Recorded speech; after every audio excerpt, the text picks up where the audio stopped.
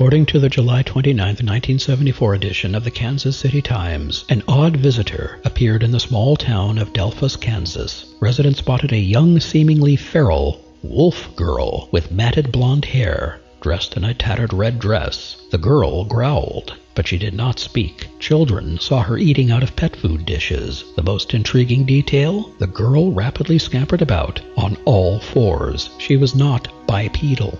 This article offers a very detailed version of the story. The author is a respectable Fortean researcher named Brian Houghton, who draws from two contemporary newspaper accounts and books by Jerome Clark and Mike Dash. I summarize. On the morning of Monday, July the 22nd, Mrs. Joe Stout, yes, that's how news accounts identified her, saw the wolf girl in an abandoned shed where she sat at a picnic table. She seemed to be about the size of a 6-year-old. She had a curved scar running from her right eye to her mouth. A collection of dolls was stored in this shed. The girl had apparently taken them out of their container and lined them up on the table. When Mrs. Stout tried to talk to the wild child, the girl escaped through an opening in the shed's wall. Mrs. Stout saw the girl 2 more times that day at 4 p.m. and 8:30 p.m. Later still, she and another searcher were scratched from behind by someone or something that they could not clearly see. Other residents saw the girl running through the fields. Sheriff Leonard Simpson organized a search. They found nothing. The next day, a resident said that the girl was inside another shed. Officers and about 35 others surrounded this structure. Again, they found nothing. There were no reports of missing children in the state of Kansas. Sheriff Simpson finally decided that people were just seeing cats and dogs. Apparently, some of the later witnesses gave conflicting accounts. Although Mrs. Stout and others told consistent stories, Brian Houghton writes, recent research does indeed show that the entire Delphos wolf girl story was invented by bored local kids and simply got out of hand. Now, I don't know what he means by recent research. Mrs. Stout was not a kid in 1974. I don't know her birth year, but her husband John J. Stout was born in 1956 and died in 2004. Actual cases of feral children are extremely rare and controversial. Mum had too many kids. We didn't have enough beds, so I crawled to the dog and started living with her. It is highly unlikely, although not impossible, that one such child could spook this town for a couple of days without being seen before or since. That said, I see no evidence for the hoax theory. People who walk and run on all fours do exist in a handful of remote Hungarian and Turkish villages. It's interesting to note that in infancy, these people start out walking on hands and feet, not hands and knees. This quadrupedal anomaly develops in villages where incestuous marriages are common. Scientists have found that their cerebellums are rather unusual. That said, the likeliest cause of human quadrupedalism is a genetic mutation. Isolating the gene for bipedalism could conceivably allow us to create cats and dogs who walk upright, if such a thing is considered desirable. Today, there are athletes who train themselves to run on all fours, although frankly, I'm not sure why.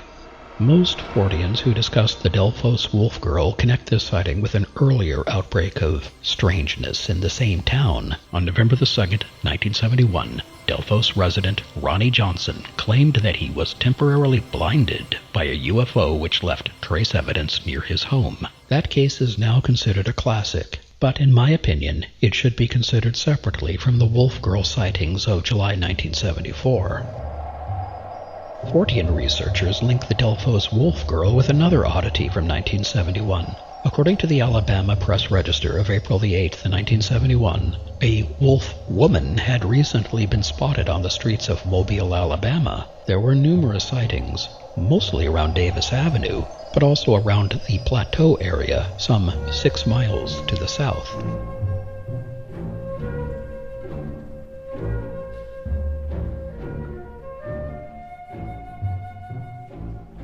The newspaper published a fanciful drawing of a woman on all fours. However, unlike the Delphos visitor, this lupine loper actually walked upright. Witnesses said that her lower body was hairy, while the upper body was human, female, and surprisingly attractive. Oddly, we have no mention of clothing or the lack thereof. That seems a strange detail to leave out. Online accounts say that this sequence lasted some 10 days, tapering off very soon after the Press Register published its story on the 8th.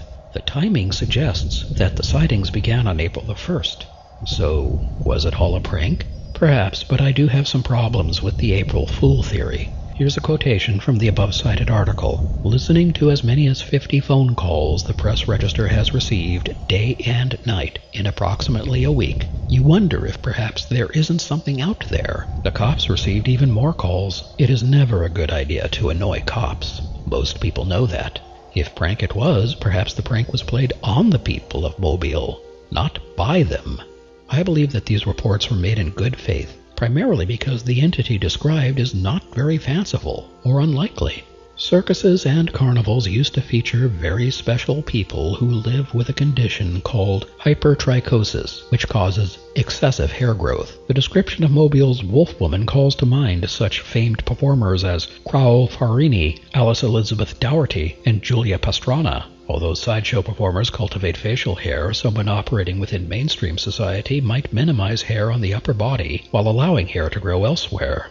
The Delphos and Mobile cases share one important similarity. In both episodes, the entity displayed characteristics which are rare but known to science. Both hypertrichosis and human quadrupedalism are actual conditions. I cannot understand why some anomaly hunters have been so quick to leap to paranormal conclusions.